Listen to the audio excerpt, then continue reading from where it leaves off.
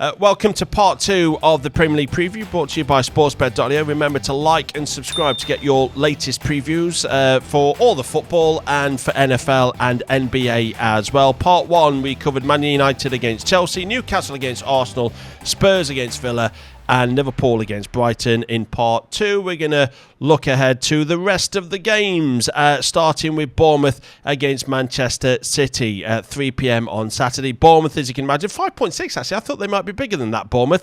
Manchester City, a 1.58, 4.3 for the tie. Bournemouth have lost only 4 of their last 20 Premier League games, and after 5 successive clean sheets on their travels, Manchester City have conceded in each of their last 3 away games in the Premier League. Paul, I'm coming to you first for your thoughts and score prediction. Bournemouth-Man City. I was impressed with Bournemouth last week at Villa. Only the second time I've seen them this season, but the way that they're set up, Semenyo's got real pace down the right hand side, and Ouattara down the left, and Ouattara down the right hand side. He's a really good player. They've got an attacking threat. Kluivert is not afraid to shoot from anywhere. I think they'll cause United a problem. Manchester City a problem. And they won't cause United a problem because they're not playing them. I think they'll cause Manchester City a problem.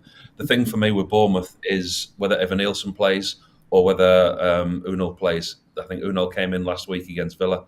Evan Nielsen's only got 1 goal to his name. Unal looked a threat, but they tend to go a little bit more direct to him. They got their equaliser late on with a set play at Manchester City. Did Villa, did Bournemouth. Got them all over the place here. But at home, they are what they are. And City, having lost to Spurs, listening to what Guardiola said about his injuries, they're going to a difficult place this weekend. It's very, very hard to back against City. But actually, when I do my trebles and I do my bankers, City normally always go in there. And at the moment, this weekend, I just don't know with them going to the South Coast. I just don't trust them. After scoring 14 goals in 3 games against Bournemouth, Man City only won 1-0 at Bournemouth last time out, and Phil Foden scored the goal. 5 consecutive games against Bournemouth he has scored. So, a potential banana skin for Man City. A score prediction, please, Paul? Tough one. I think it's going to be... I find it hard to back against City. I really do. And there's something inside me that's saying, go on, Bournemouth are going to win. Bournemouth are going to win, but can't back against City. I think they'll just about get the job done. 2-0 Manchester City. 2-0 Manchester City. I did find out that Man City are not top of the home form table in the Premier League, and they're not top of the away form table in the Premier League either, but they are top of the Premier League as a whole, which is rather bizarre. Neil, what about you? You're thinking for Bournemouth against Man City? Bournemouth got that great result against Arsenal, mainly because Arsenal were down to 10 men. I don't think they can replicate it. I do see Bournemouth as a good side to watch, mid-table, might creep in the top half. I think this one is a little bit too much of a big ask. I don't buy into what Pep's saying in terms of injuries. Listen to the bench. These are the players who didn't even get out there the other night against Spurs. Ederson, Haaland, Akanji, Bernardo Silva came on, Kovacic came on, Gvardiol. He's making us feel sorry for him for all these injuries. He's got Stones who played, Diaz, Ake, Lewis, Gundogan, Nunez, Foden. I mean, come on. Are we feeling sorry for City for injuries? No, not. But I think they'll go there and get the job done. 3-1 to City. Oh, 3-1. You've gone for plenty of goals in that one. 3-1. So you are looking for Bournemouth to at least find the back of the net against Manchester City. We've had some titanic clashes between these two. We've had 6-1 Man City. We've had 4-1 Man City, 4-0s and 2-1s. As I said, Man City won only 1-0 at Bournemouth last season. Crunch game now as we move on to Ipswich against Leicester. Is it a must-win or a must-not-lose for either of these two sides? Ipswich are 2.26, Leicester are 3.1. Again, they were the outsiders to win away at Southampton last time out, and they did it just. 3.55 for the tie. Ipswich have scored 3 goals at home so far this season in the Premier League. They've scored 6 goals away from home. And would you believe it? Leicester have scored more goals away from home as well. I'll come to you, Neil. Leicester, again, 3 over 3. Is that too big? I don't fancy them. I don't fancy them. I just think they're having a little bit of a dip. They didn't play well against Forest, got turned over at home 3-1. He obviously made changes and nowhere near it against United, having been beaten 5-2. This is a game where I would say must not lose. Yeah, it's only Matchday 10 in the Premier League. Don't lose, then obviously thinking, okay, that's okay away from home. We'll try and turn them over at home. I think Ipswich should do a little bit of luck. They went to Brentford. They gave them a proper game, didn't they, last weekend? Chucked away the lead. They got it back to 3-3, having had a man sent off. They hit the post in the last minute.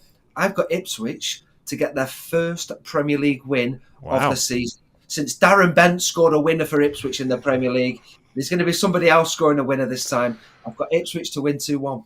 2-1. Probably going to be Liam Delap, in fairness, because he's been in fine goal-scoring form. 4 goals in his last 4 Premier League games. Both meetings last season in the Championship ended 1-1. Leicester scored the first goal in both of those games. So Neil has gone for an Ipswich win. What about you, Paul?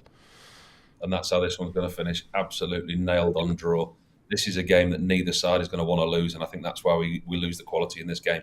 I think both managers are coming under a little bit of pressure. Steve Cooper, obviously, more so than Kieran McKenna, but actually the first time now there's murmurings about how long can they go without winning.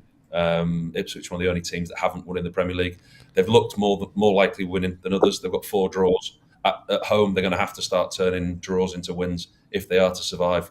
But I think this is your draw of the weekend. It's difficult. We rarely put draws in, though, because we always like to back a team to win. But I'm struggling with this one. I think this is where both managers go into it, and it's a must not lose rather than a must win.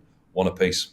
Yeah, 1-1, just as it was last season in the Championship. And also Ipswich would be very delighted that Leicester had to travel to Man United playing them in the League Cup while Ipswich was sat with their feet up getting prepared for this crunch game at the weekend. Another split opinion. We're moving on to, I would argue, one of the teams of the season with one of the players of the season as well. I am talking about Nottingham Forest at home to West Ham. 2.16 for Forest. West Ham are 3.4, 3.5 for the tie. After finishing last season with 3 defeats in 5 league games, Forest have only lost 1 of their 9 so far this season. And actually, in their away form, they sit second to Liverpool for the best away form so far this season. West Ham have scored 5 goals away from home this season. 4 of them have been in the second half. Your thinking for this one, Paul, Forest against West Ham? I was waiting for your player of the season. Go on, you said one of the teams of the season. Your player of the season. Who's your player of the season? Chris Wood. It's got to be Chris Wood. I think you're going to go Milenkovic. I think he's been equally as good as a centre-half. And I think him and Murillo have been a great partnership in the Forest back four. I think with Milenkovic, they've realised that he's just a fantastic defender, reads the game so well. They don't have to play a high line. Neither of them are blessed with an abundance of pace. So they don't play this high line for us. They defend deep. They know where they're at. And I think as a unit, something's really clicked this year with Forest.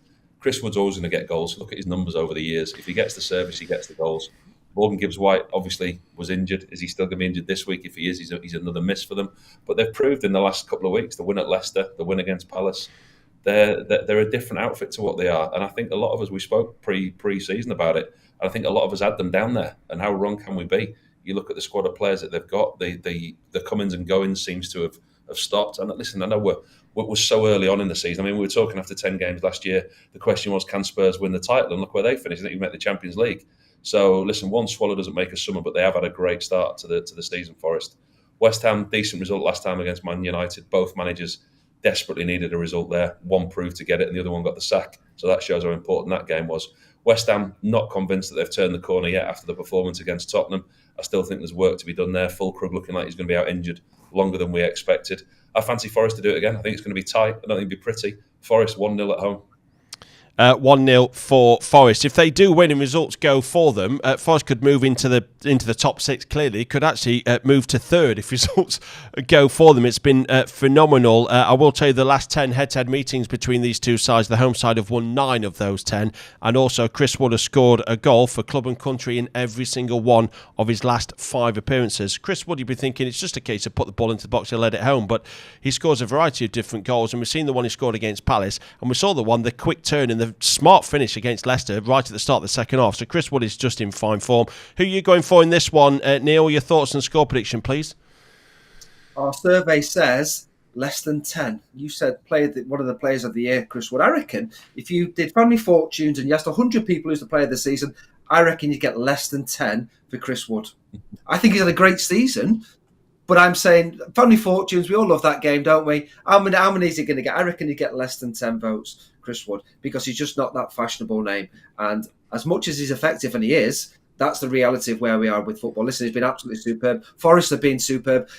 I don't really trust them at home, can I say that? Because they've won 1 of the 4 games. So I feel as though I don't see them losing many games, but I don't really trust them at home. West Ham the same. They've won 1 away game all season, so I'm sitting right on the fence for this one. I can't see a winner for either side. I think Forest have obviously been in better form. West Ham needed that win last week against United. Both are fresh, not played in the Cup this week.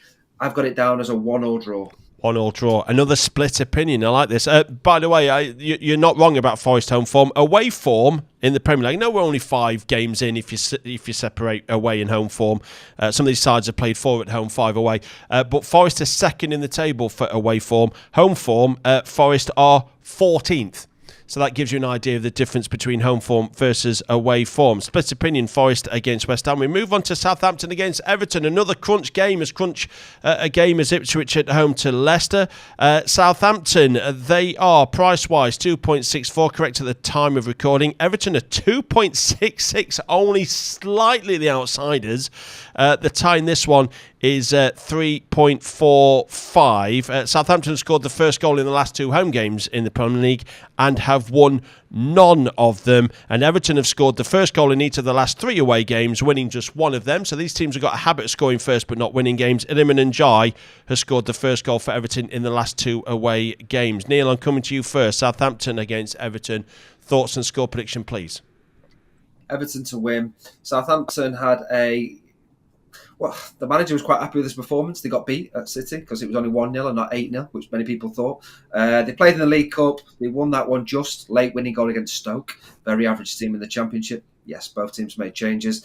I see this as Everton with no cup game. Got a decent draw in the end against Fulham. Didn't play well, but got a draw. I think Everton will go there like they did against Ipswich recently and get the 3 points. I don't see them having a problem with this one. I've got Everton to win 2-1. 2-1 for Everton. It's a vital game for Everton, this, actually, because if they do win this one, they will move some 11 points clear of Southampton, and there's a bit of a gap opening now in the Premier League between Southampton, Wolves and Ipswich. That gap from Ipswich in third bottom to Everton is currently 5 points. If Ipswich lose and Everton win, there starts to become a huge gap developing. So a crunch game for Everton. Are you saying 3 points for the away side here, Paul? Absolutely. Unbeaten in 6 all competitions. Granted, There's a lot of draws in there, but I think they've turned the corner that they needed to turn. They're a tough team to beat. They always were going to be under Sean Dyche, but actually they're putting results together. They're still down there, still only got 9 points. But you chuck the Carabao Cup game in there that they beat Southampton on penalties in earlier on this month or last month. 6 unbeaten, all competitions. And I just think that they're a bit more Premier League savvy than Southampton. I think, yes, they had a decent performance at Manchester City last week. They'll take a lot from that. But like Neil said, getting beaten by Stoke midweek, just don't see where Southampton's win's going to come from. Sat bottom of the league, 1 draw, 1 point. Don't think they get anything this weekend. 2-0 away win, just like it was at Ipswich for Everton. 2-0 away win, so no split opinion here. By the way, I know you're gone for 2-0, Paul, but you almost want Southampton to score first in this one, because Southampton score first at home and lose, and 3 of the last 4 meetings in the Premier League between these two sides, the team that's scored the first goal has gone on to lose the game. It's such a bizarre fixture, this one. Last time in the Premier League, Southampton won at Everton, and Everton won at Southampton. We're moving on to the big game on Saturday, worthy of its own kickoff time at 5:30 p.m. UK time. It's Wolves against Crystal Palace. Wolves, they are 2.56. Crystal Palace are 2.76. A bit of a weird one for Crystal Palace because they played at local neighbours to Wolves, Aston Villa. They go all the way back to London and they come all the way back up, I think. But they did win that game. 3.4 for the tie. In the last 10 Premier League games regarding Wolves, both team scores landed in 9 of them. And defender 8, Nori, has 3 goals in the last 4 Premier League games for Wolves. His first ever goal for Wolves came against Crystal Palace a few seasons ago. Paul, you're picking this one, Wolves Palace. Tough game to call, this one. He loves it in the deck as well, like Nori. Quite often look at who they're playing against and who's going to be marking him. Get a yellow card for whoever's marking 8 Nori, because he does well. He goes forward. He's a player that I like. Gets in the opposition's half, creates a lot of chances, but it doesn't have to go to ground. And he does draw a lot of fouls. So the opposition, whoever's marking him for Palace, yellow card there, but this is a tough one to call. I think was that last minute goal for Gary O'Neill's side at Brighton, did that save his job? I mean, that's where we are with Wolves at the moment, isn't it? Where are they? No wins, 2 draws, sat on 2 points. They're a team that have got to start winning. Their home form, we always say it's been poor. And we say about Gary O'Neill, and listen, I like Gary O'Neill, but then you put the stats next to him, that they just don't add up. There's not many managers that would survive with the games without wins and the defeats that they've had and the stats that he's had over the last, 20, 25 Premier League games, not just this season, but the end of last season as well. He's doing well to still be in a job. Don't want to get anyone out of a job. Oliver Glasner seems to have turned the corner with Palace. Looked very different at the end of last year. They're starting to look like that now. Won at Villa midweek. The win against Spurs. Okay, Spurs were poor, but Palace still had to win the game. And they were in a rut, by the way. That wasn't an easy game for Palace to win. They dug it out. I just fancy Palace going there. I think they've found a little bit of form, and I think he'll want to continue. Wolves scored. They do score at home. I'm going to go for an away win. Palace 2-1. Palace 2-1. You've just thrown me a little bit. Do you know why? Go on. Because you've gone for Wolves in your treble. So you've gone for Wolves in your treble, and you've gone for. Well. I sent you that yesterday, though. I put the bet on, so I'm like, he's going to go for Wolves, and he's going to go for. He's gone for Wolves in his treble and gone for Palace to win the game. I'm not sure. It's called covering your bases. It's called covering your bets, isn't it? Cover your bets. Okay. Well, this is going to play out rather interestingly. Yeah. I forgot what I sent you. I was just looking at my notes, reading the games, reading who's done what, looking at the form guide, and I talked myself right into a Palace win, forgetting that I'd given you that from Wolves yesterday. Yeah, and the bet's on as well. I've placed the bet on, so I don't know if you want to. I mean, you can play it out and style it out. I don't know how you're going to, or whether you want to just stick with Palace. Treble stays on. Treble stays on with Wolves, Liverpool, and Man United, and Palace goes into me predictions. So that's covering bets. One of them's going to win. That is. Well, no, probably a draw.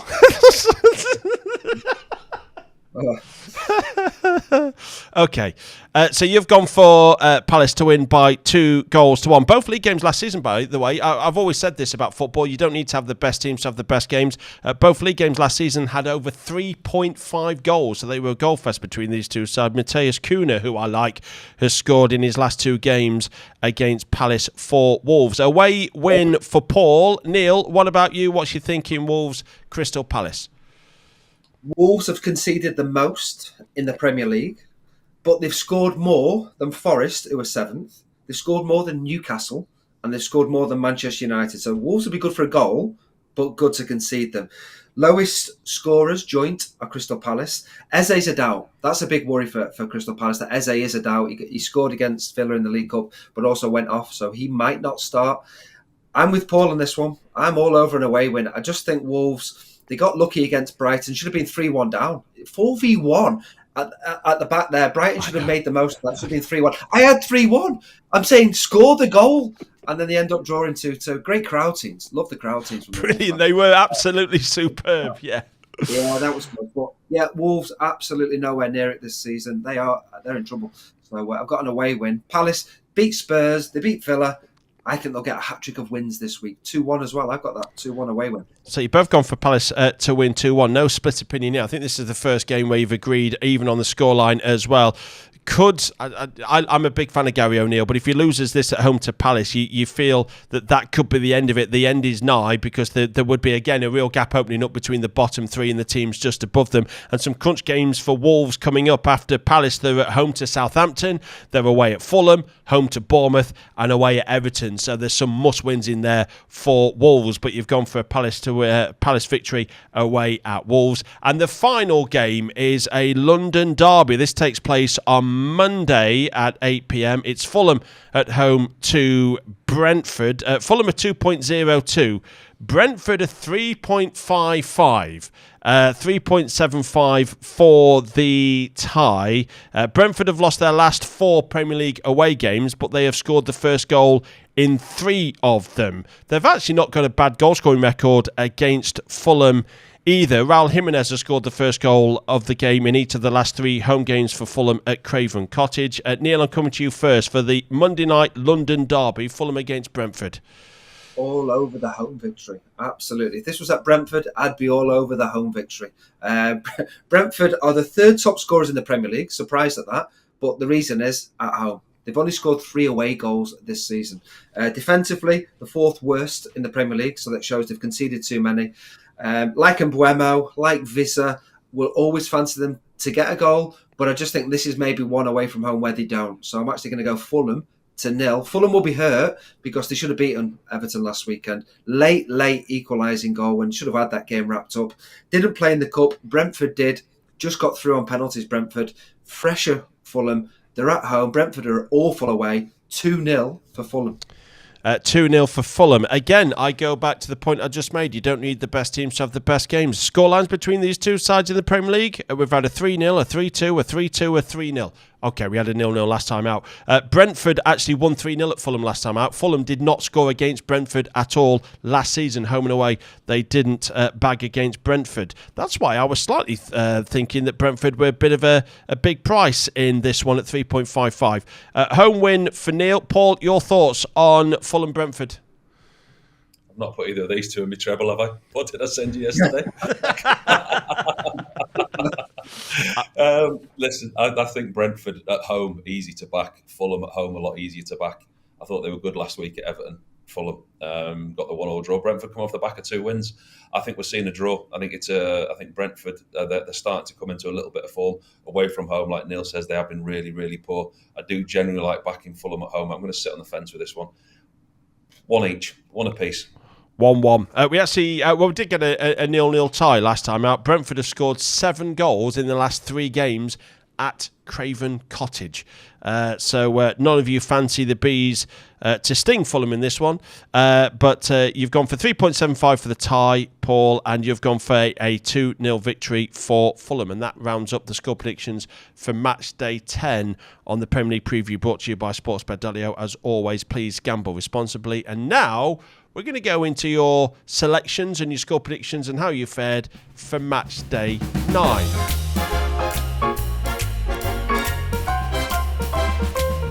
Of course, it's a bit of a competition where your score predictions will keep track of them, and it's a point for a correct result, and it's 3 points. Sorry, it's a point for a correct result in terms of the victory, naming a victory, but it's 3 points if you get the scoreline absolutely bang on, and you're playing for Sportsbet.io trophy. Do you know what's happened since we introduced this Sportsbet.io trophy? Do you know what's happened? Nobody's won. Nobody's won. Exactly. You both had. You both.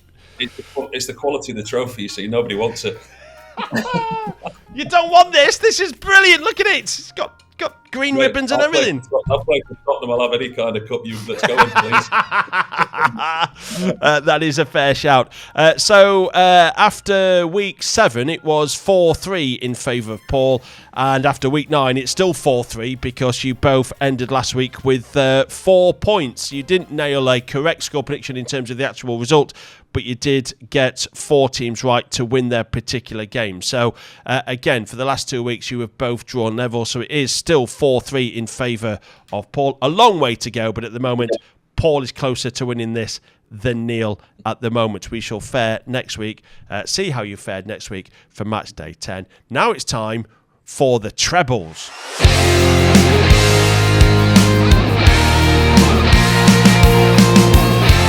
So you're going to give your best 3 shouts this week. We're going to put, thanks to sportsbet.io, we're going to put 10 USDT on your trebles. And if your trebles come in, you'll make some money. And at the end of the season, we will give away that money to charity. And of course, we'll find out as well amongst the two of you who has made the most money with those shouts. So Neil, your best 3 picks for Matchday 10, please. What are you going for?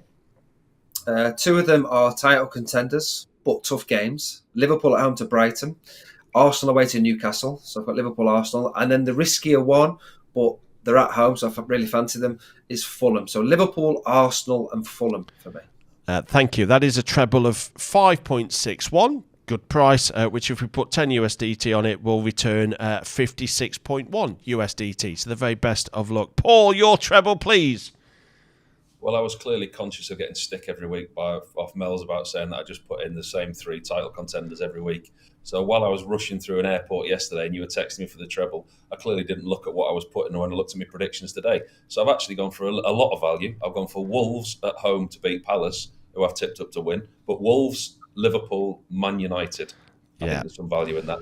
Yeah, this will be fairly interesting, bearing in mind you have tipped Palace to win at Wolves, but you'll be more than happy to be wrong because this is a good return. This is a smart return. Wolves, Liverpool and Man United, 10, just over 10. 10 USDT on that will return just over 100 USDT, which will be a fine return. So even though you predicted Palace to win, you'll be secretly delighted if Wolves do manage all 3 points and claim the win against Palace. All I will say, gentlemen, is the very best of luck, and thank you for your time for Matchday 10 of the Premier League preview with sportsbet.io. We're back next week for Matchday 11, and as always, please do gamble responsibly.